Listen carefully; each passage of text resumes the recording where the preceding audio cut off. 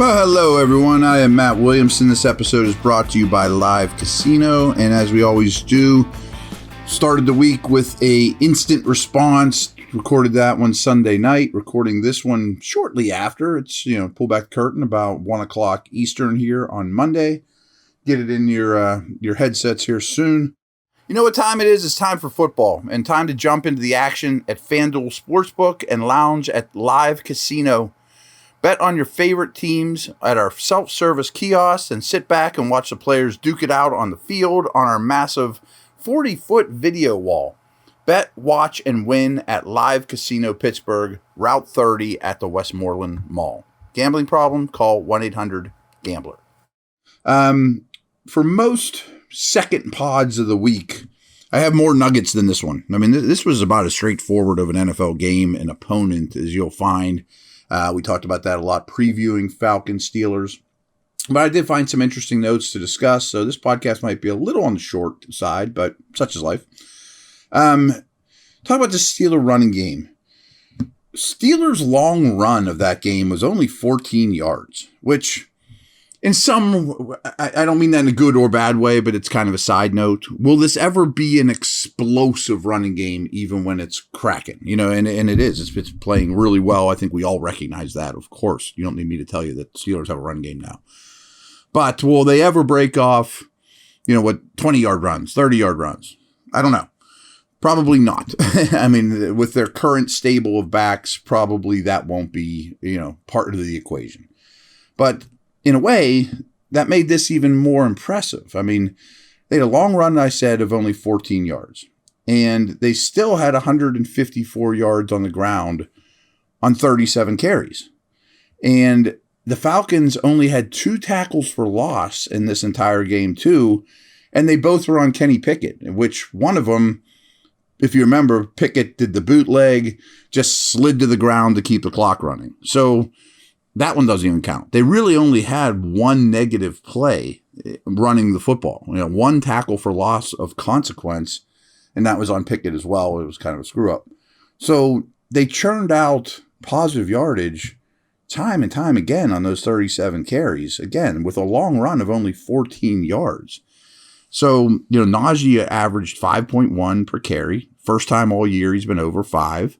If he could be 4-5 going forward, 4-4 to 4-6. I don't expect them to be over 5. They're going to be hard to deal with. Big picture, again, the explosive runs worry me. They just do. That would be a nice aspect thrown in there in the mix that I don't see as part of this run game. But such is life. Explosive plays are a problem for this offense. It's now the biggest problem, which translates into the red zone woes and all those things, scoring touchdowns. But this is progress. This is massive progress, and this is a legit hard to play against run game. So Steelers were 6 of 12 on third downs, something I mentioned yesterday. But what I didn't realize, over the past 4 games, they're also 500. If you're 500 on third downs as an offense, you're in great shape, which, side note, is why I always worry about don't get the third down, because if you hit 50% of your third down snaps convert, you're thrilled. Well, that's not a great ratio, big picture in the NFL. To only be successful on 50% of your plays. So again, I was kind of convoluted there, but 50% is great for a third down offense. Great.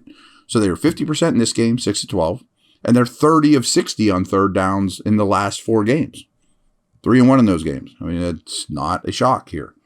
Talking about sustaining offense and that run game, converting on thirds, they only had 1 3-and-out in this game.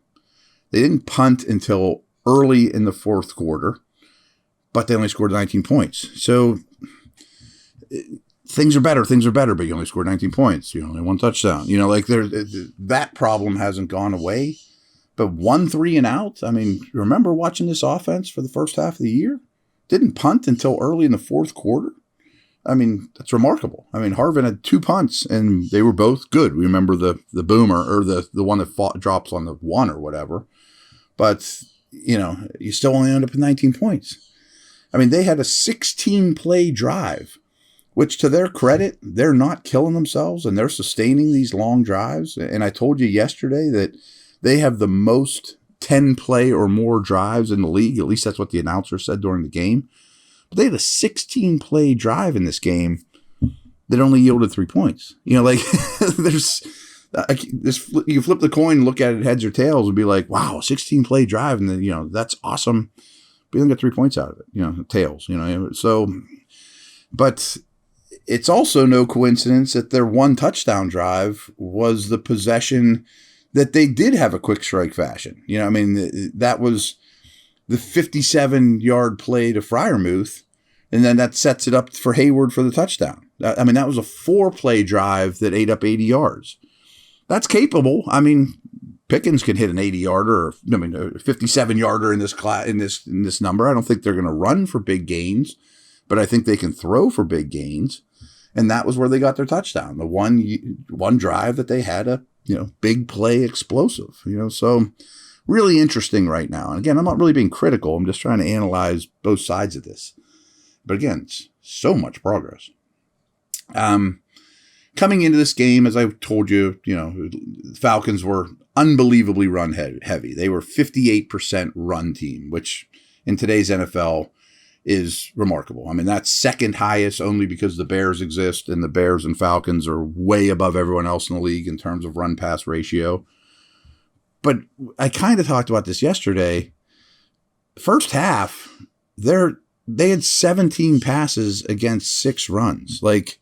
We knew that was going to correct itself. I told you that last night, and it did. But can you imagine now being that coaching staff going, what were we thinking? You have one identity, and you come out in the first half and throw it 17 times while only running it 6. Come on, man.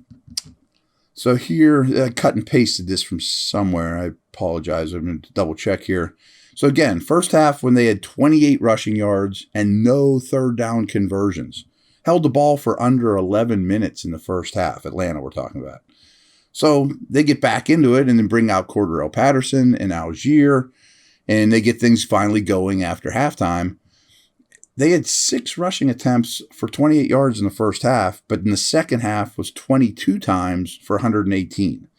They got to be kicking themselves. I'm not saying Atlanta would have won or lost, but you have one identity and you got away from it, and then you get back to it and you're playing well. This is a nut stat. That can't be sustainable in any way.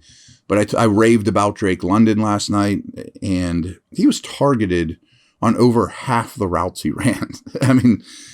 That's insane. When he goes out, the ball is going to him. And he had a nice game, but that all considered, that wasn't great. That's not his fault. A lot of it's Mariota's fault. We'll get to him in a minute too. They held the Falcons to 18.3 yards per kickoff return.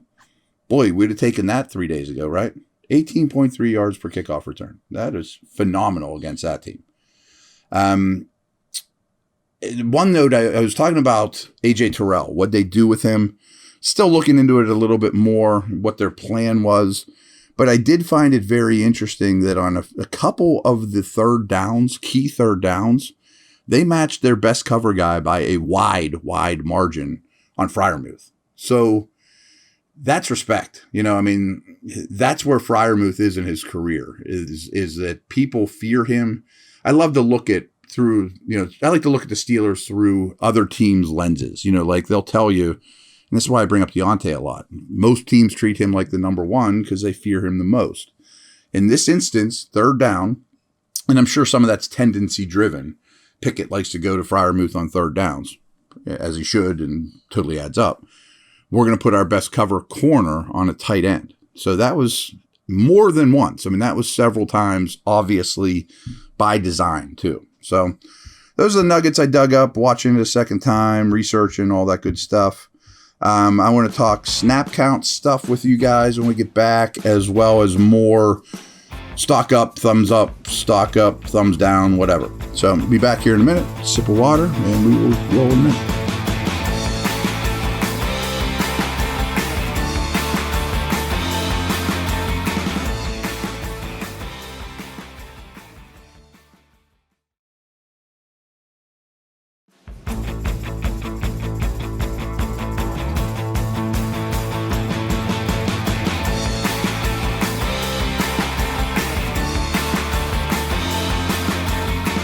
All right, we're back. Offensive snap count notes.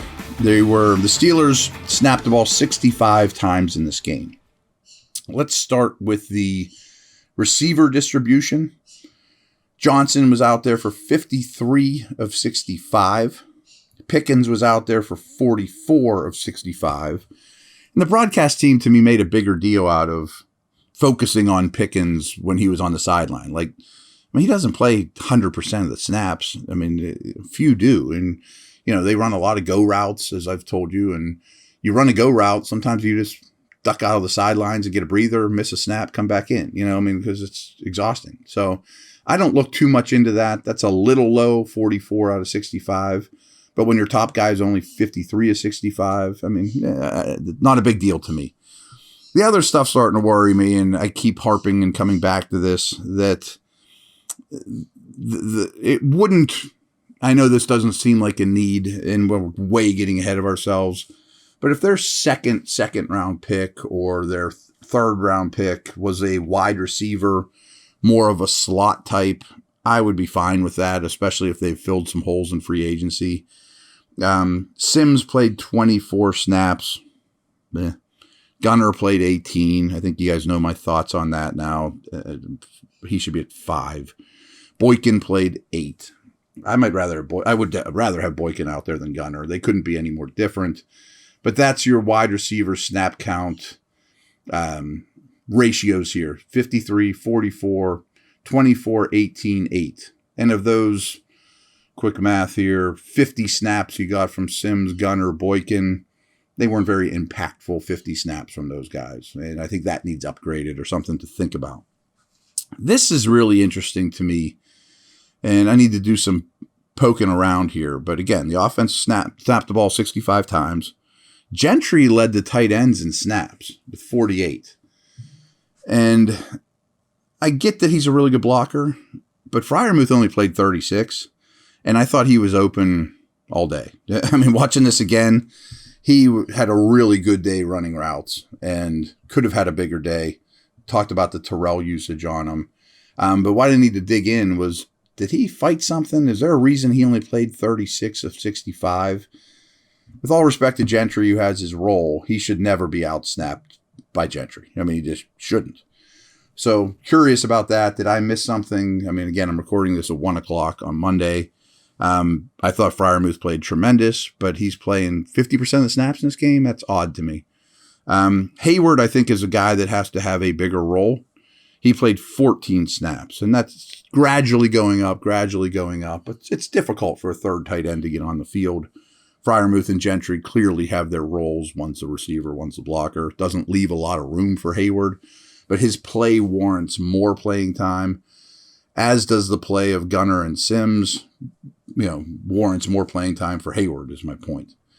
Again, offense played 65 snaps. I like this distribution when Najee looks like this. He played 44. Warren played 13. Snell played 9. So I take that back a little. I'd have been fine with Snell at 2 or 3.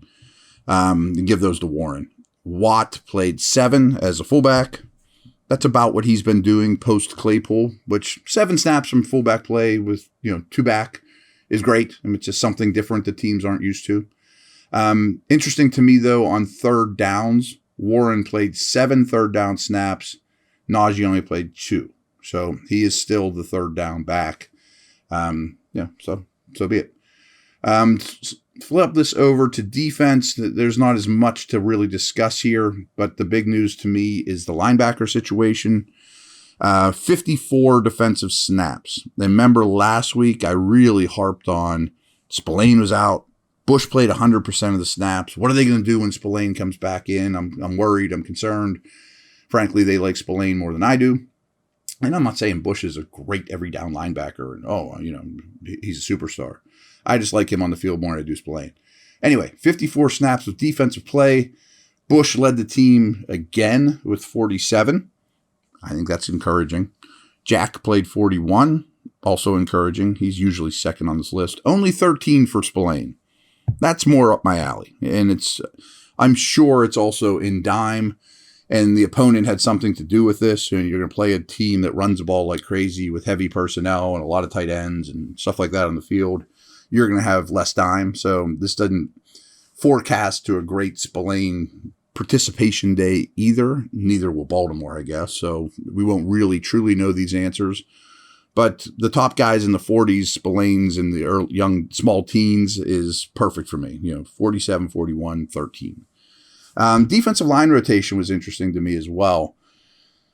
Again, out of the 54 snaps, Cam led the way as he always does, but only played 33. I mean, he's never going to be a 100% snap guy, but it's a physical strain playing this team. I'm sure he tapped out or they pulled him out more than usual. Ogunjobi was right behind him at 32. Adams played 25, which I guarantee is a season high, and that's a lot of the opponent. Wormley played 24. Alu played 15. Liao, I hardly noticed, but he was active for this game. He played 7. So 40 snaps with a nose tackle on the field is a ton by today's NFL standards, but that's the opponent. I did think it was interesting. Adams outsnapped Alu 25-15. Adams is the clear starter there. We'll get to what they did in a minute here. So more thumbs up stuff.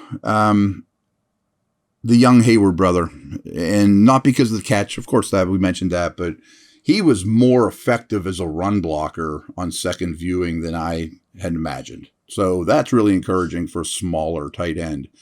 Now, is he going to block Nick Bosa and Myles Garrett and those guys in the run game? Probably not, but he is not deficient in that area, which again, I think he needs more snaps. Again, some small things like that. Najee was great in this game in protection. So mentioned that Warren's the third down back, but Najee can handle it just fine. Warren's also a very good blocker, and I like him out in the move on some quarterback designed run stuff. So good blocking from the running back position in general on this team, but Najee stood out in protection yesterday. I thought Millette had a better game than expected. Wasn't out there a ton. Again, they weren't nickel very much. You're in your base 3-4 more than ever. But I thought Millette had a good game. This is sort of a detraction on TJ Watt, who we talked about enough yesterday. I don't think he's close to 100%. But the right side of that line for Atlanta, their tackle, Caleb McGarry, Chris Lindstrom, the guard, both are former first-round picks that people look at and be like, they're kind of busts. They're not. They're both playing really well this year. And I thought they had a really good game. That the right side of the Atlanta O-line deserves a thumbs up as well. I have a thumbs up category, a thumbs down category, but I also have a note here. 0 Atlanta defenders get in the up category. And they had 5 defenders play every snap, which, okay, I mean, I almost didn't even put that in there, but 5 of their 11 were out there for every snap. And none of them were good, in my opinion. I mean, there wasn't anyone in their defense that I would say, wow, good game by that dude. Thumbs up. Ugh, it's a bad group. Thumbs down on Dan Moore. I mentioned the penalties are a problem. Protection in general has been a problem. But usually he's been a killer in the run game.